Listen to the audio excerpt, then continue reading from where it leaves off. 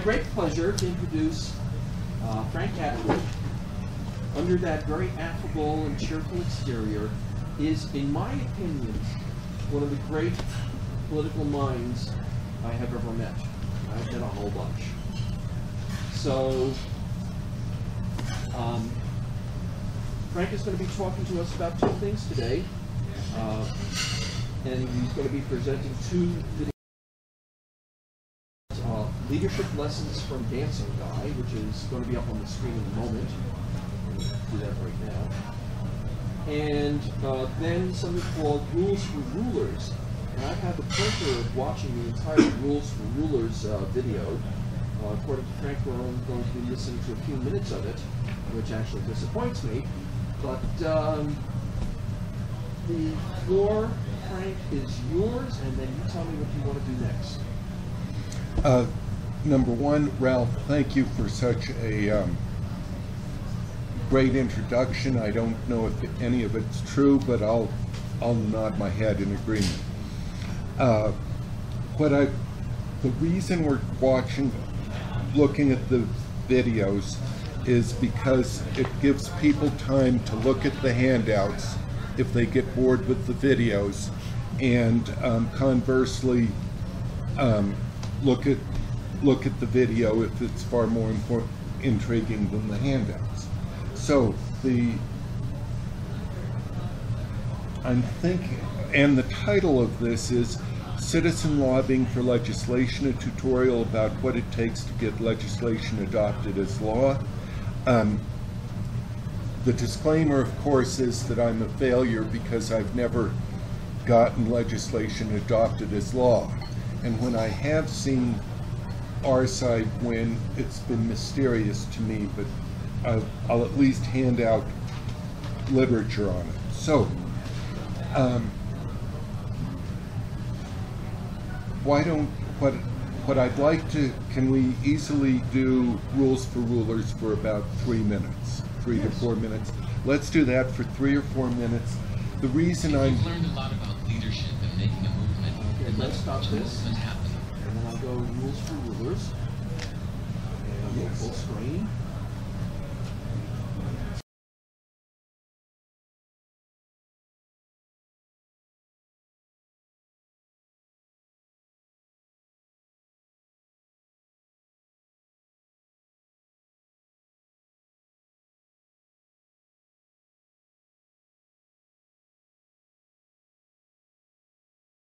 So you wish to go to the next one, or go, really want to talk? just briefly, I'm hoping that this has been enough of a teaser that'll motivate you to come and look at it on the internet when you have the convenience. Yes, thank you. And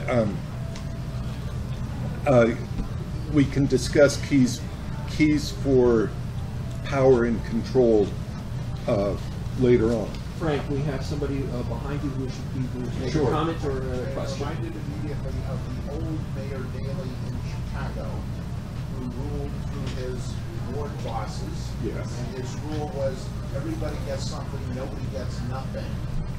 And that was wholesale favors. And after he left, the nation changed and we went to retail welfare. And that made it much more expensive to govern. And as he was beginning to discuss, the fewer keys, the wholesale, the more authoritarian dictatorship control the leader has as Mayor Daley. But as you democratize it, you then have more numerous keys on the question. And he discusses which do you prefer, and how tempting it is, how spoiled we are to have it democratized to numerous keys to power, rather than where there's dictatorships, especially where there's mineral resources such as oil, diamonds, gold. Countries that are dependent on that will turn out to be more dictatorship than democracies. Well, Yes, definitional, where there's numerous, wide variety of economy. And as you said, if you can wholesale your benefits, you've got the option of being the ward boss. So there's kind of a steep hierarchy. Congress is more ahead of a flatter and something that came over here and went back to Europe. About half the people came over and went back. So it was a sifting sorting thing where more room was desired by the people who became Americans. Yes, okay. Now We have one more. Sure. I just want to make a quick comment. I have seen the whole video, and I highly recommend it. In fact, at the end, when Frank is done with his presentation, if everybody's willing, I think we should watch it here, and then be able to discuss it. This is the rules for rulers? Yes. I completely agree, it's a lot of fun. So, Yeah. you want to go to the first follower? Yes, and the importance of this first follower is to see that he's wearing a beard just like Blake's. Ah, The first follower, not the one that's out there. I'm the crazy person. I'm the crazy person. Blake is the one that's been very kind as a first follower to me. okay, so ready to start? Yes. Start to finish in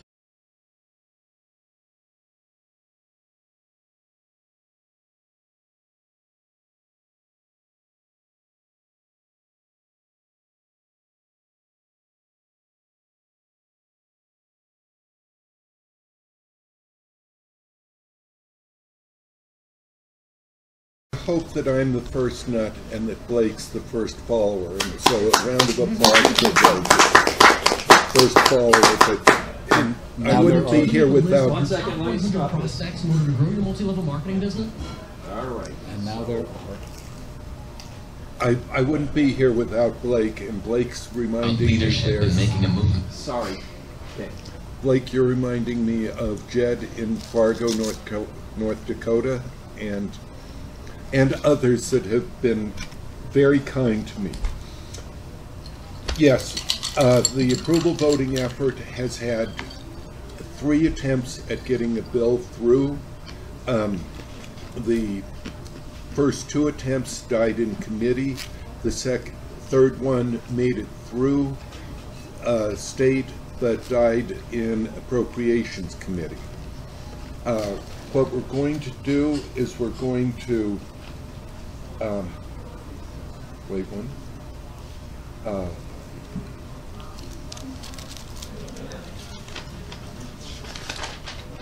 The first handout, which looks yellow, when it opened up, looks like this particular one here. Did I give you a stack? You did not. Okay. But that's okay. I'm busy with it. Okay. And this traces this diagram's the relevant diagram because what it kind of masks is that there's 5-round sudden death single elimination playoff tournament is the way to view Is this legislation. available online anywhere? I think I sent it to you, but I'll send it to you again. Well, I was kind of hoping to put it up on the screen, but it's okay. We'll put it up. You'll send it to me again. Yeah, okay.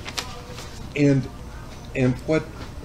when I say 5-round sudden death single elimination playoff tournament is that the 5 rounds are the originating bodies committee, the originating bodies as a whole, the other bodies committee, the other House or Senate committee of a whole, and the governor's signature. And as you go through the process, you think you're winning when you hear statements that it had a first reading. But a first reading is kind of, all bills have a first reading, and so that's far more a formality than than an accomplishment. It's when it gets into the House, into committee, that it becomes the effort of testifying and of persuading and lobbying General Assembly members. In this group here, how many have actually testified or lobbied legislators? 1, 2, about half of us. Thank you. Thank you. And so correct me as I continue on this, that it's difficult to get bills passed. The phrase is, it takes an act of Congress, and because you're trying to get it through both houses, 35 members in the Senate, 65 members in the House, a governor's signature, and usually you're advocating something that is contrary to what they want to see. If it were simple, it would have already passed. And so I suggest, when you have time, look at this one for more details. Question and answers, Colorado General Assembly. The next one. Frank, Sure. I have a question behind you. Sure. Just a quick comment. I spent 15 months interning for a legislator long ago. Right. I carried a bill, maybe you assigned me to pack it along, that would have allowed judges to appoint special masters to keep nursing homes open after their license had been toast by mismanagement. And on the West Slope, it's a really good idea, because when you move your grandmother 50 miles down the road, the blizzard hit, nobody sees her, she dies. And it went around through all of those steps in the legislature, ending up in a conference committee to reconcile the differences. One member of the 6 had read the bill. Right. The other 5 were ignorant. Surrounding them were 15 lobbyists, all from the industry, all wanting to make it worse for people. And we finally asked Governor Lamb to veto it. So that's my quick snapshot of the legislature. Ignorant, stupid, pig-headed, and easily led. I may be true, but that's the reality we're dealing with. Yes, better off without them. And for the moment, we currently have them. Does another bill that I watched, I watched it die. I was happy to see it die. And with the chair of the Colorado Libertarian Party, discussed why it died and why people voted against it, and we were mystified. We thought, as libertarians, it was going to pass, and it didn't. Would anyone else like to tell their stories of frustration? Sure, Rob. It's not a story of frustration, it's a story of observation. Yes. And that is, I have had the experience of going down to the legislature with new people, okay, who are then absolutely astonished by the lack of intelligence of the various legislatures in the 2 houses. And it's just mind-boggling that these people who have managed to get themselves elected, that must require a certain amount of intelligence, just are not people you'd like to talk to at a cocktail party. To each their own. To each their own. But it's necessary to deal with them in order to get legislation passed. Blake? If I can add, in talking to legislators, you find that they're extremely busy because special interests are trying to get their attention. So getting a couple of minutes with the legislator to just go over the high points of what you're trying to get done is extremely hard. Yes. It's tough. It requires focus on our part. Unless you've got $1 million.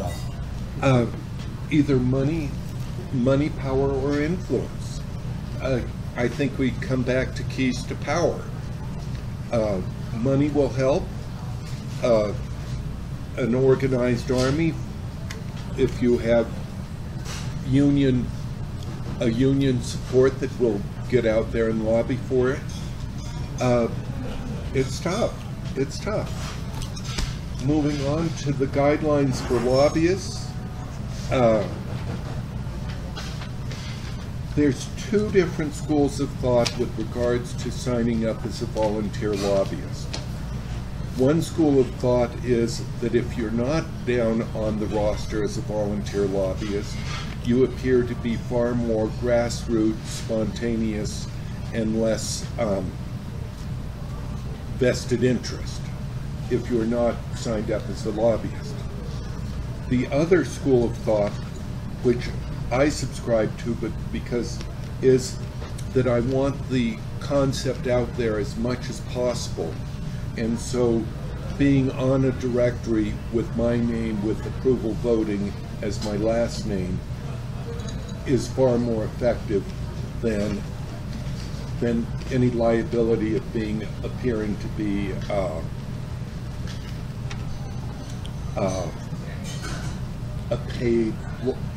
paid military-industrial lackey. So I believe, with regards to lobbying, in being conspicuous. Others to each their own style. Technically, I believe the threshold is 5. If you're testifying 5 times, you need to become register as a volunteer lobbyist. I don't feel anybody's keeping score on it, but for the actual details, see guidelines for lobbyists. The next one is public participation in the legislative hearing. It's either a gold one or another yellow one. Once again, be polite. Honey attracts far more flies than vinegar. Despite how you might feel about the legislators, focus on them. Bring them up to speed. That's with regards to the state senate. With regards to the public participation in legislative hearing, House of the Representatives, same rules, more of them. More General Assembly members. Then there's the next is a description of the General Assembly and counties of Colorado. And then there's a directory of the 2017 directory. It's tough. Trying to sell concepts to legislators is very, very tough. On page 3 of the handout that I gave you is what I refer to as State Senator Hulbert's guidance. There are 3 questions. These 3 questions are legitimate and should be asked when lobbying. Are you familiar with House or Senate Bill Umpty-Ump, sponsored by Senator or House Representative Umpty-Ump? Legitimate question. Are you familiar? Second question. Have you taken a position? Point blank. Find out if they've taken a position and are opposed to it. Ask them why. If they're and then third one is, how will you vote? And I'm terrible at closing deals. Blake is excellent. Yes, Ralph. What's the difference between 2 and 3? Have you taken a position? How will you vote? I think 2 opens it up for discussion. if they haven't taken a position, you can discuss it, what their, or why they've taken a position. You can ask why, and I think 3 locks them in to being far more held accountable. Yes. It's like Van Paul could say, I'm in favor of repealing Obamacare. There's a particular bill that he might, and the nuances of how it matches his position. So there might be multiple bills on a topic, or there might be amendments. 3 is a much more specific one. 2 is a which way you want to go. One more point. You mentioned lobbyist Larry Sarner used to be the clerk of the legislature. So he saw many bills. One time they packed the whole gallery with nurses wanting to lobby for something, and the committee chairman ordered them all to go to the Secretary of State's office and sign up with lobbyists and then come back. Yes, I mean, it's the chair's prerogative. Exercised it, they trooped over, they signed up, they came back, and they still were disciplined. Yes, yes, and taking a position, it's tough. It's tough. They draw their weasel, and Blake is far better on closing the deal and finding out how individuals will vote. May I make a Sure. comment?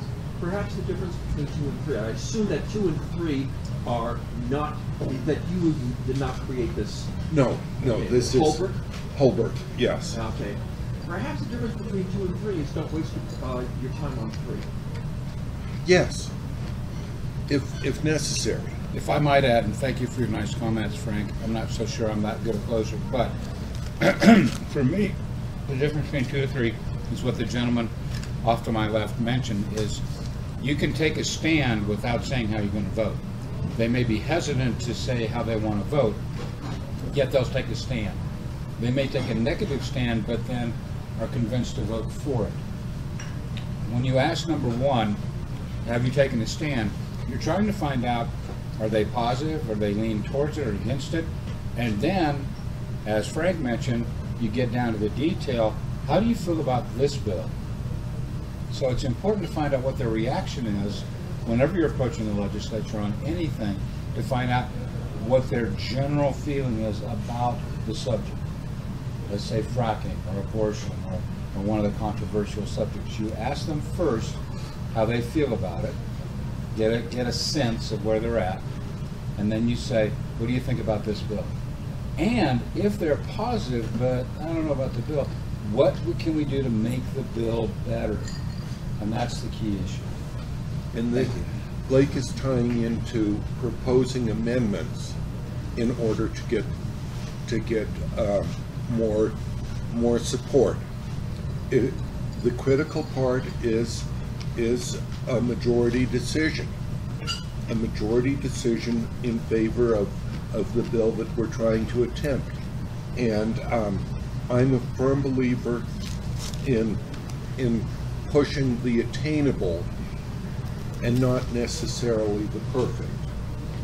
I find the phrase perfect is sometimes the enemy of the good. I'll go with attainable. You're just a slimy politician. I'm slimy, yes. Okay.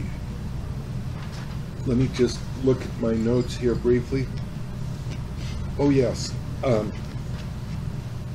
I'm not good at this, but take notes.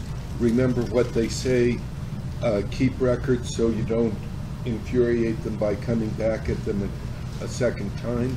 Sometimes people, lobbyists will score support as 1 to 5, with 5 being very supportive, 1 being not supportive against it, and try to be honest and not let great inflation creep in to distort your reality, your perception of reality.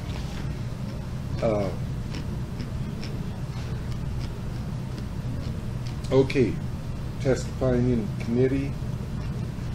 Go to other committees, see how other people handle it, other testimony. Don't expect to be quizzed too vigorously. Behind the scenes. Okay, now I'm going to go into larger context. And the next bit of babble is my assessment.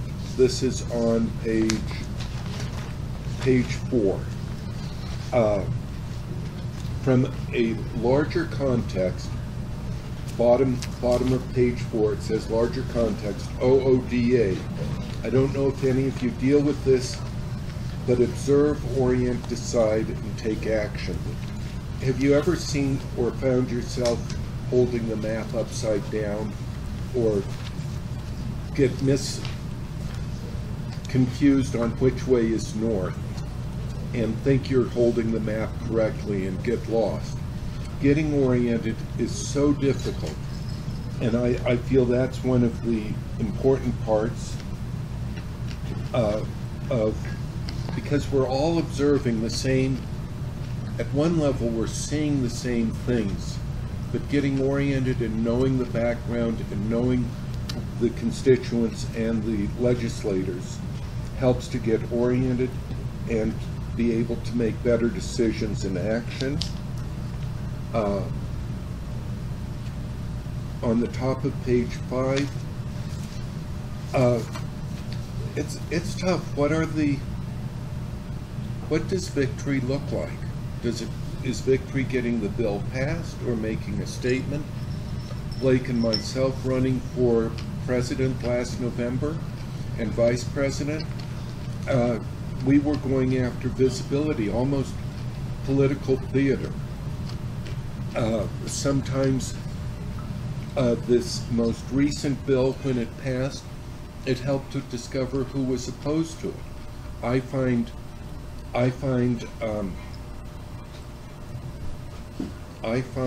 that quite often incumbents are the ones opposed to it, and they're the ones I'm talking with. How do I sell it to incumbents so that they'll find it palatable? Yes.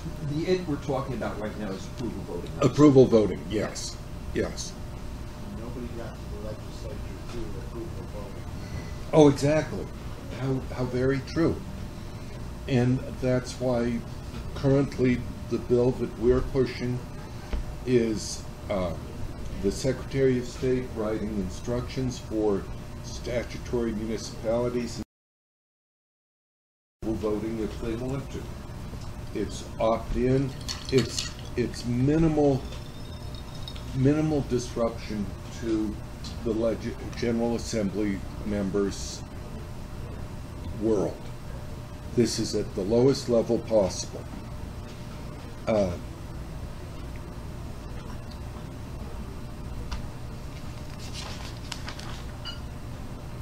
Okay, we're going to move to passion on page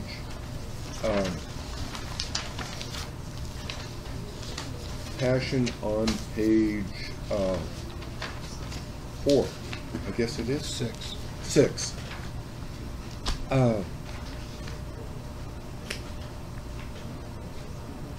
It helps to be passionate about these items. If you're not passionate, it gets lost and you get get discouraged very rapidly. And so what I want to do,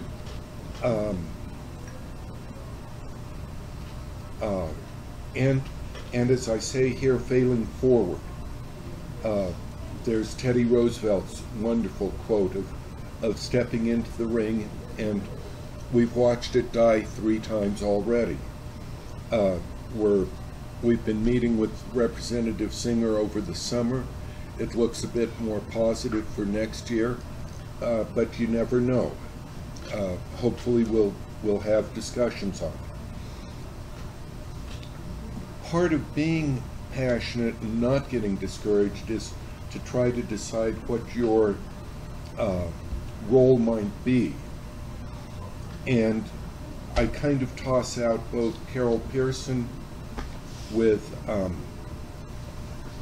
book, Awakening the Heroes Within, 12 Archetypes to Help Us Find Ourselves and Transform Our World.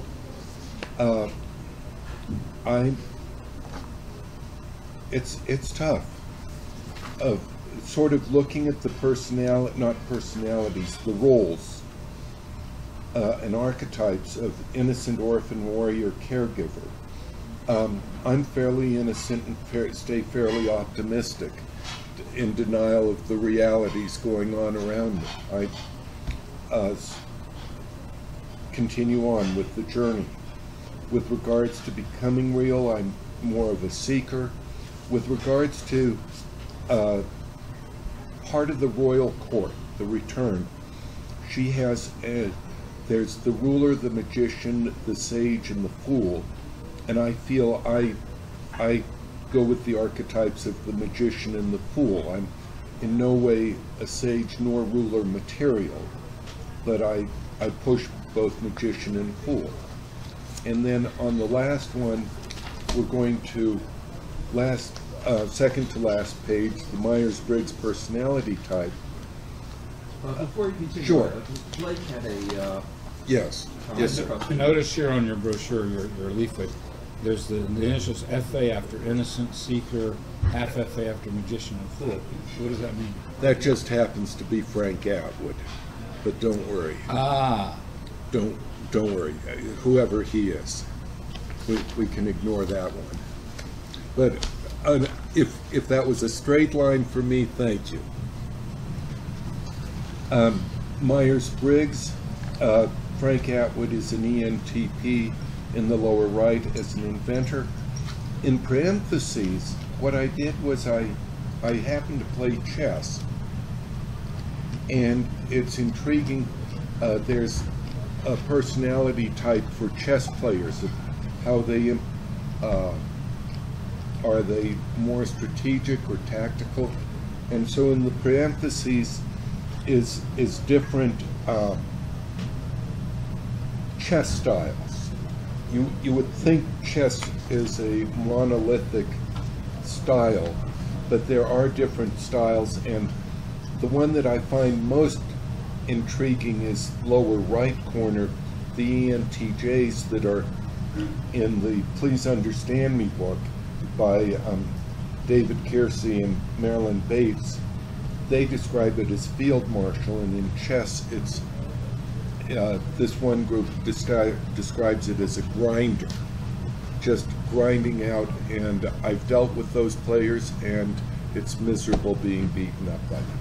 So that's going to conclude my my portion of it, and I think we Can might you mention what the initials mean in Myers-Briggs?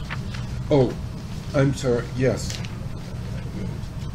My straight man trying to keep me out of trouble.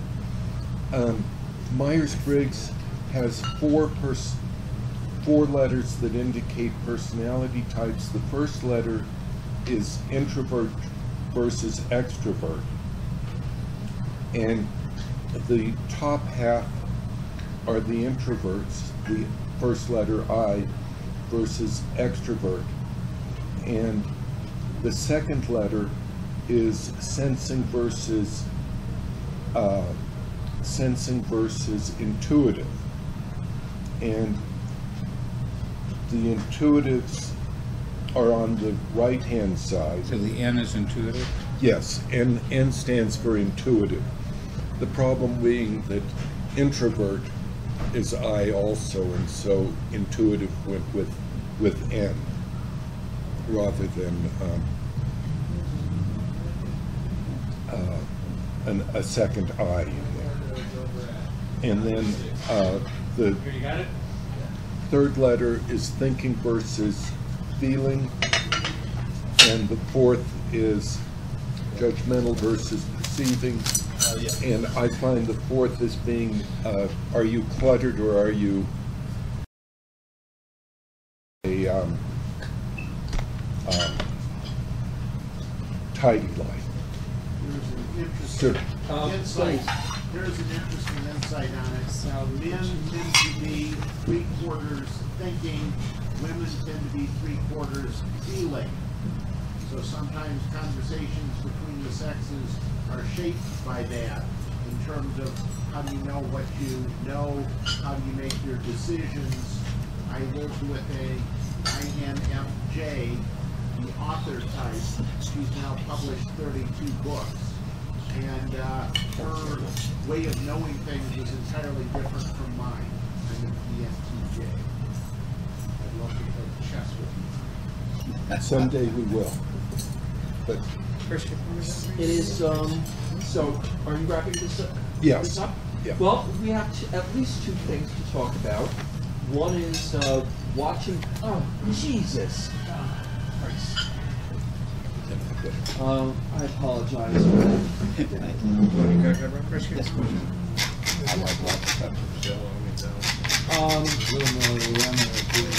We have the video to watch again, but I want to make a comment on the issue of the second follower or the first follower. yes. There are so many lessons in there. I have had, and I imagine most of the people here have been presenters at trade fairs and or have been trying to get people signed up to be a libertarian. So, have you ever noticed Yes. that the moment you get 2 or 3 people at the table, you'll end up with 6 or 10 people at the table? Whether you're selling grapefruits or if you're selling libertarian philosophy. So it's getting that first person at the table that's just so hard. Once you get people at the table, it's great. During the 1920s, 30s, they used to have videos of movies of people standing on a corner just looking up for absolutely no reason.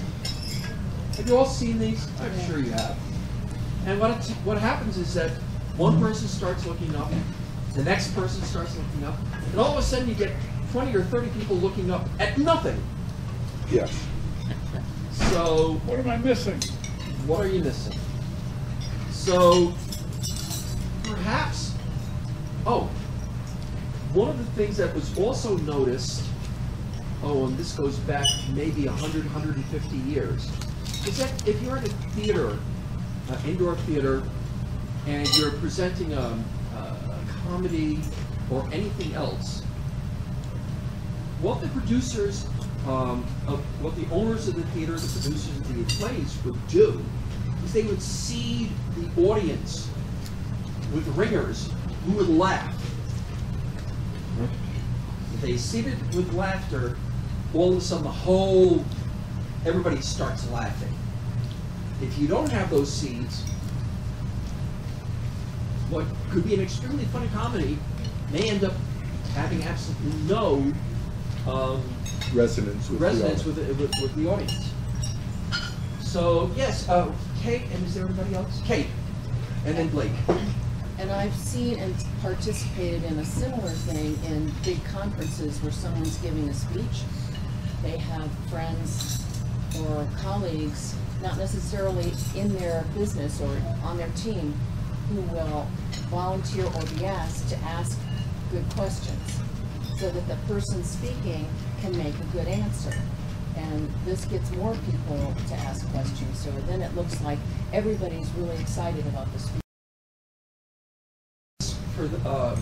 We haven't, we don't have any people running for office at our group yet.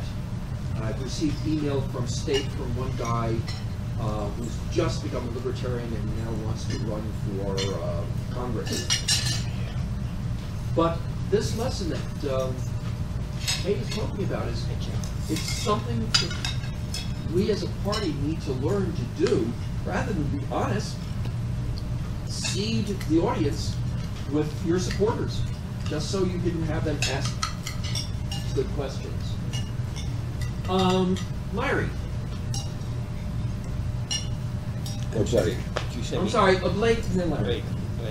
great thought. Thank you, Ray.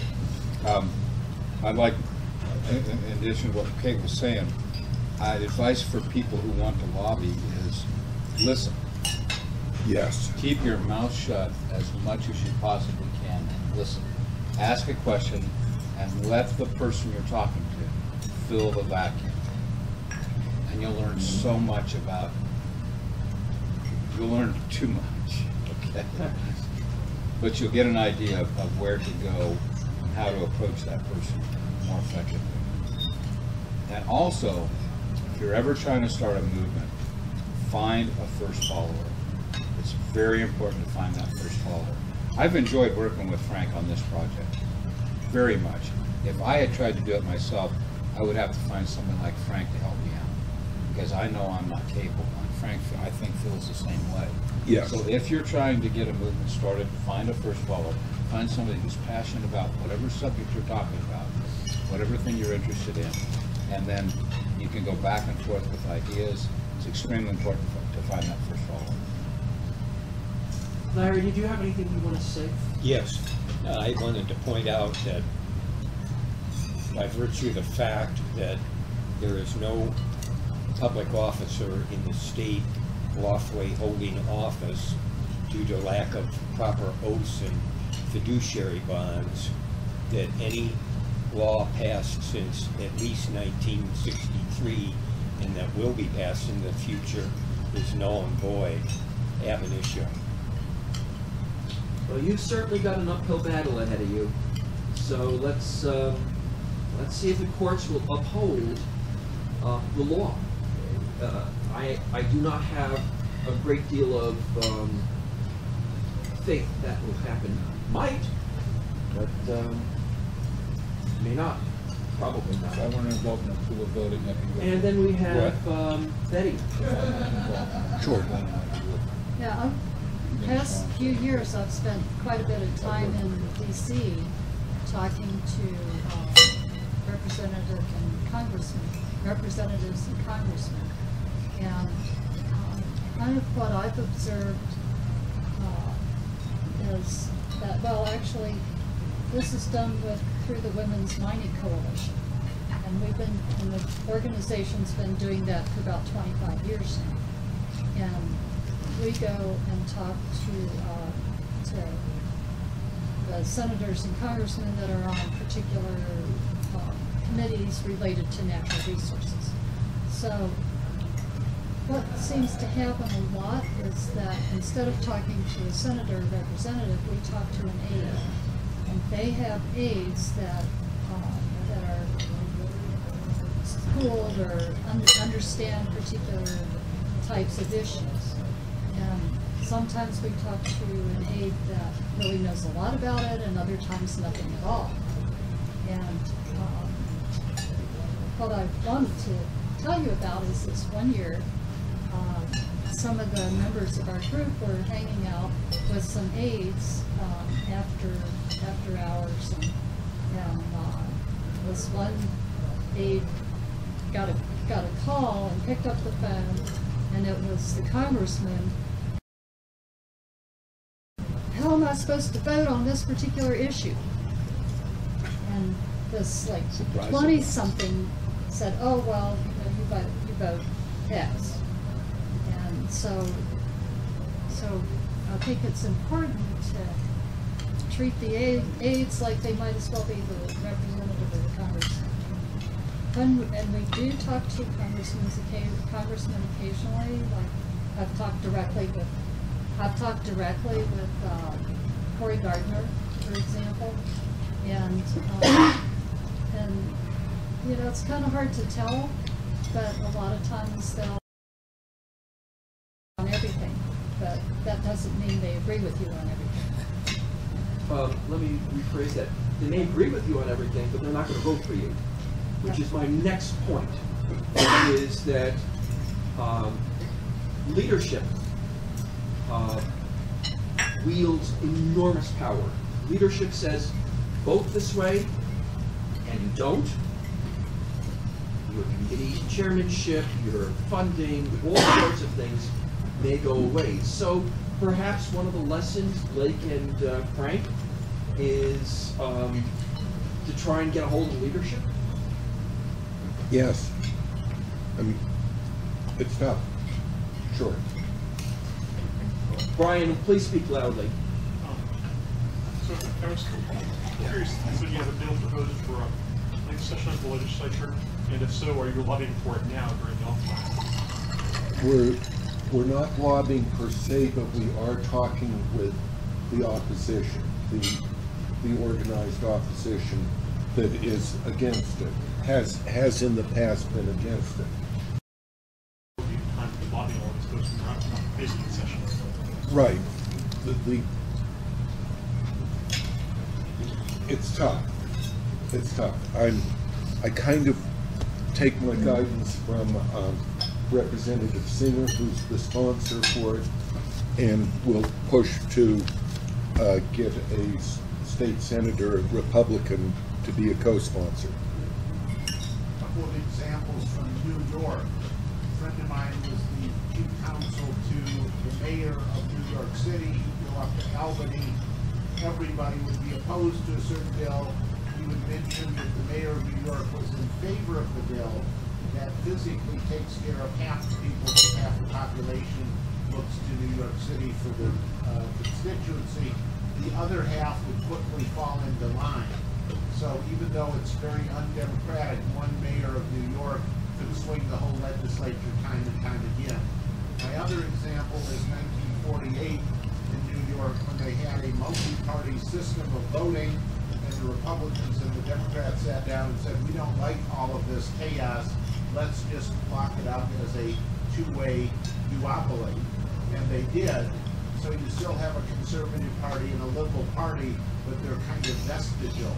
The real action is Republicans and Democrats the way they like it. Blake. In answer to the question that the gentleman on my left mentioned, you're absolutely right. In lobbying out of season, if you want to, it's important. One of the techniques, or one of the things we're progressing on, is to find and influence centers of influence. The people who are rational and want to think about things and are thought leaders. In many cases, they're too busy to talk to you. But I'd like to quote something I saw in a TV show a few months ago. These people were in the Hamptons, and they wanted to have this concierge medicine practice in their home, based out of their home. And because the home wasn't zoned for business, they couldn't, and somebody objected to it. And so the wife of one of the business partner said, you know, here in the Hamptons, we do things differently than you do in New York City. New money sues, old money has parties and schmoozes.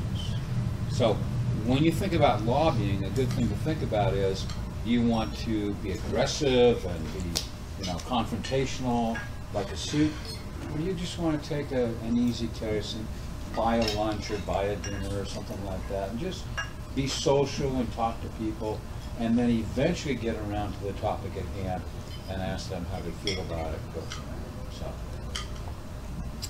just a couple of thoughts. Anyone else? Larry, and while Larry's talking, I'm going to start to bring up the video, Rules for Rulers. So go ahead, Larry. No, my comment earlier, this issue isn't going to be one in the court system.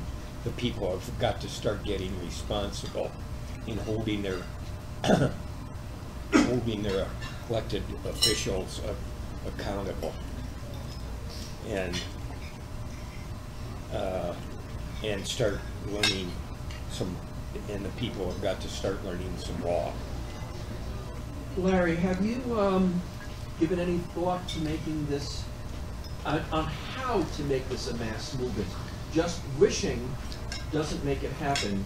The Libertarian Party has been around close to 50 years now, and we still haven't learned how to shake people so that they actually do something. Yes. In fact, I was just on the phone a few minutes ago with the individual that came up with what I think is probably a good idea, in that there are,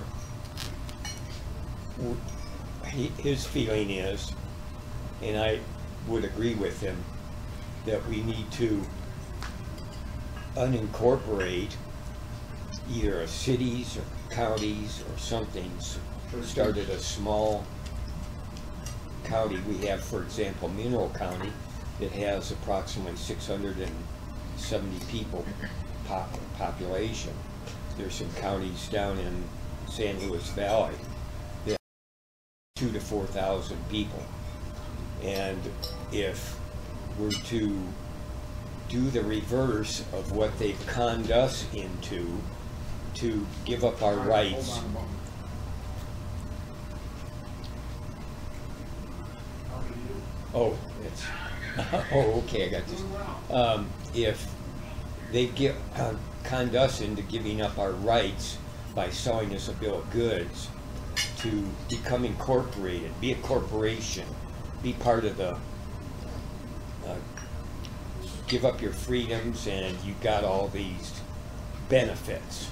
Let's get off the benefits and get back to liberty, rights, and property, and do a reverse sale on the people.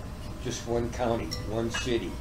There is one city in Nevada that I'm sure you can look up on the internet that is currently claims to be a Republican form of government. I don't mean Republican, I mean a Republican form, not the Democratic or Republican, but a Republican form of government that keeps the rest of the government out and they're left alone, apparently.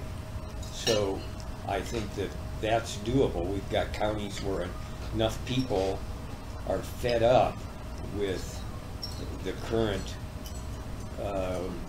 Nazi-type establishment that that could be done in a small county for a starter. Okay, And I'm now, we have the gentleman to Frank's right. No, Frank's left, I'm sorry. So in terms of doing things, of course, one thing is simply spreading the ideas to try to get other people in the population to go for it. So through letters to the editor, there was actually an odd letter like a week or two ago in the camera from the, well, actually it was a notice from the editor saying that we'd run out of... If you've learned a lot about leadership and making a movement, then let's watch a movement happen, start to finish, in under 3 minutes, and dissect. Okay, go ahead, repeat that. Oh, Jesus, come on! Go ahead. So was that actually a comment from the editor of the Daily Camera saying that we'd run out of letters, that's why there was none, were none, that particular day or whatever, that apparently summer is a slow time. So if you find places around the state to write letters about approval voting, and also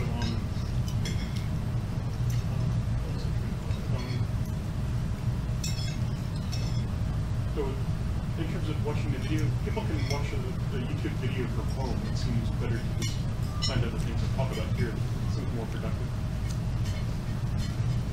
Could you expand on that thought? And please speak up. Oh, just how long is the video? The video will be total of 19 minutes, and we've had about 3 minutes of it already. It seems people can watch the YouTube video at home. There's no reason to just sit there and do that unless you make the whole bunch about that, I suppose. Okay. Blake. The reason I suggest we watch it now is so we can have a discussion of it. But if that's not what people want, then of course we don't need to watch it. Well, let's ask. We have one vote against, one vote for. Do people want to watch this video, or do we wish to discuss other things relevant to either how to lobby or how to gain key power? We don't have anybody wanting to do anything.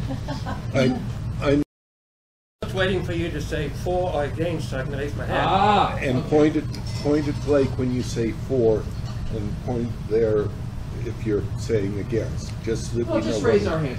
Who would like to see the rules for rulers? Please raise your hand. 1, 2, 3, 4, 5, 6. So it's not overwhelming, and Brian does have a point.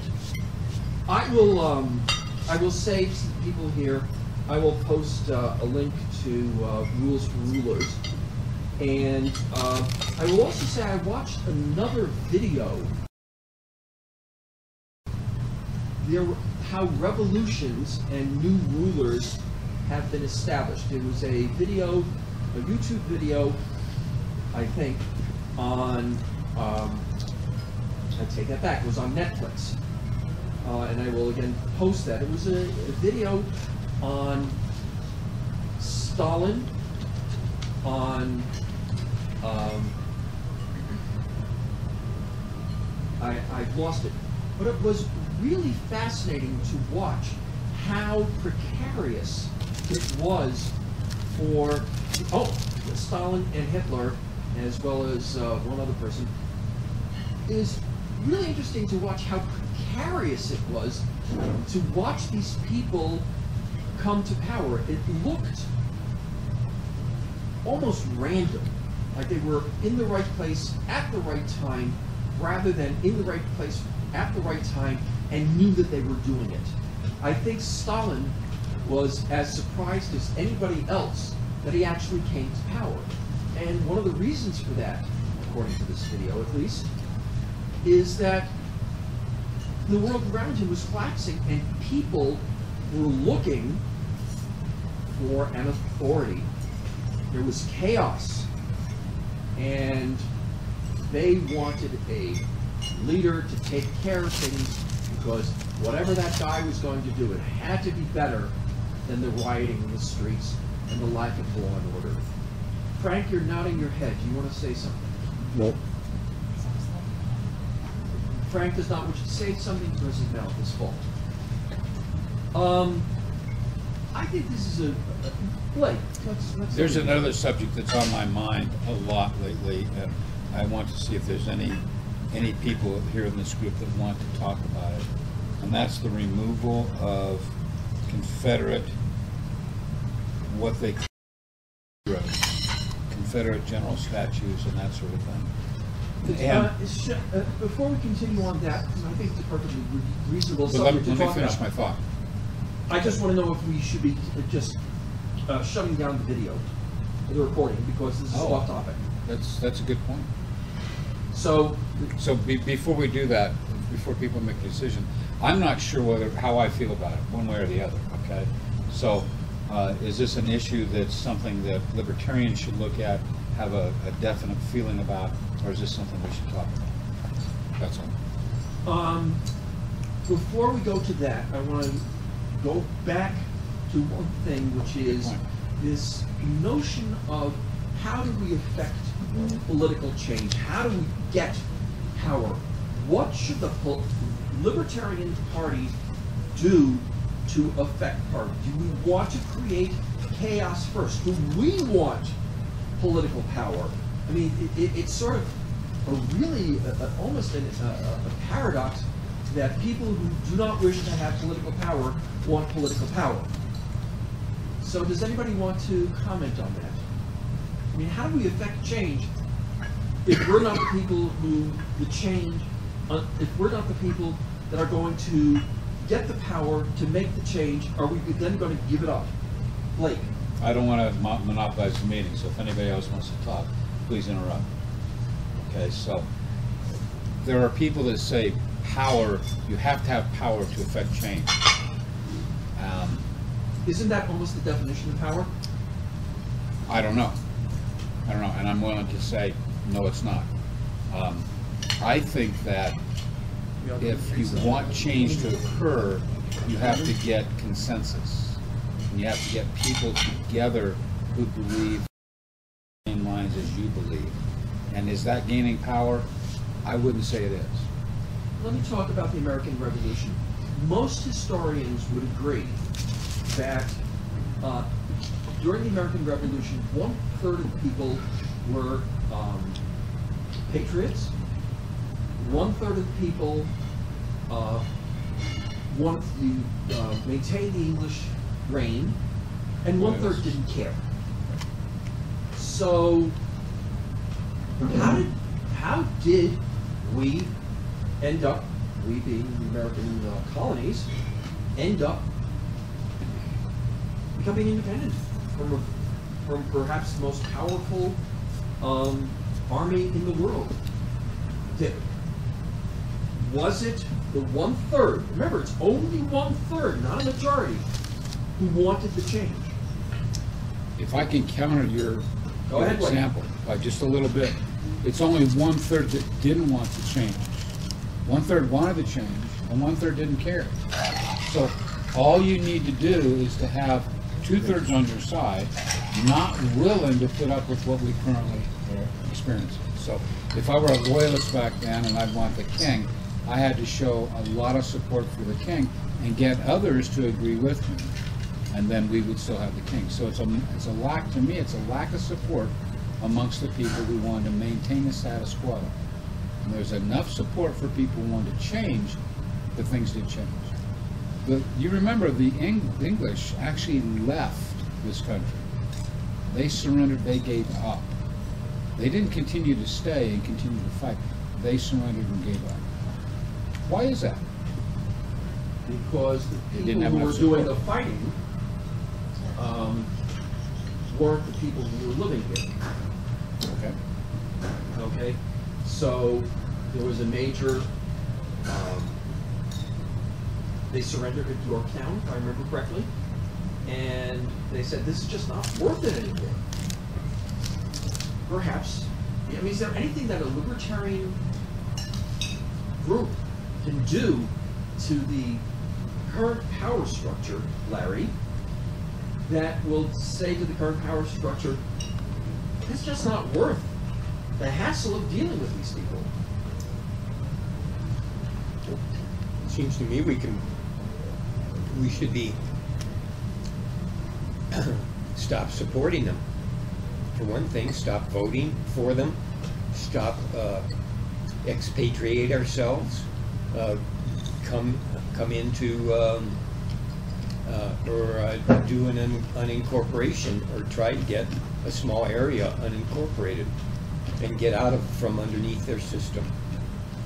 Just because an area becomes unincorporated, and perhaps, geez, I wish there were actual lawyers here.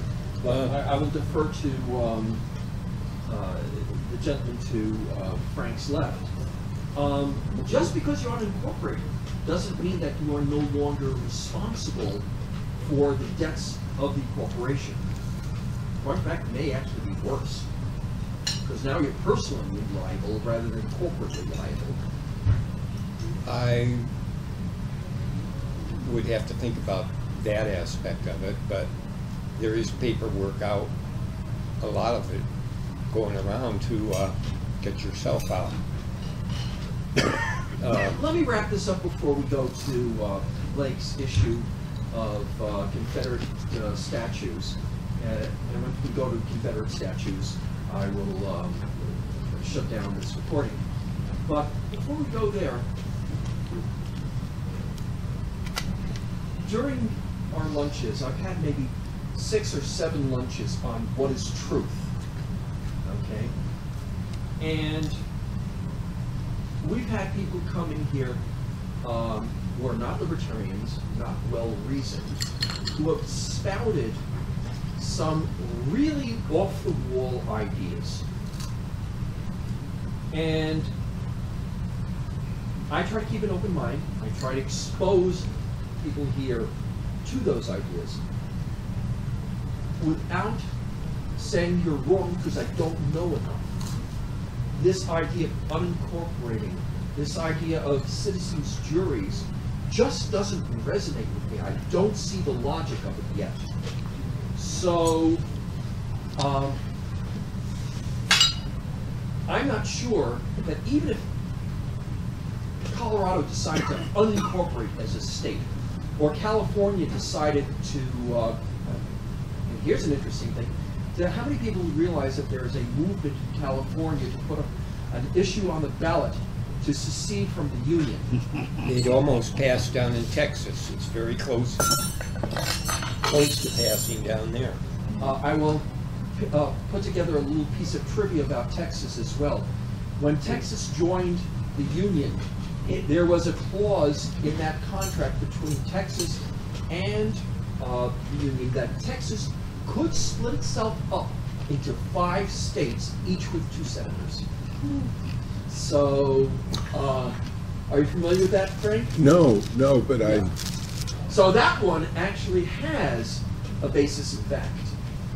So if California leaves the Union, who's going to pick up the billions and billions and billions of dollars of debt that belongs to California? My thought is that the debt is all made up, and I don't want to quite get into that now. I don't think that that you're going off into currency. I'm going off into the ozone, and I'm suggesting that until skeptics. I don't remember contracting for a debt. I didn't agree to become a debtor. I didn't agree to become a citizen of the United States, even though I'm born here. So you have all these I don't agrees. Anyway, I'm going to shut this down, then we're going to go to Blake. I wish to thank Frank. I think he deserves a great round of applause for putting this together. I really thank you, Frank, for what you've done here. Very thought-provoking, and it has led to other things. So, Frank, this will be up on YouTube soon, and I really appreciate it. I'm now stopping the recording. thank you, Ralph.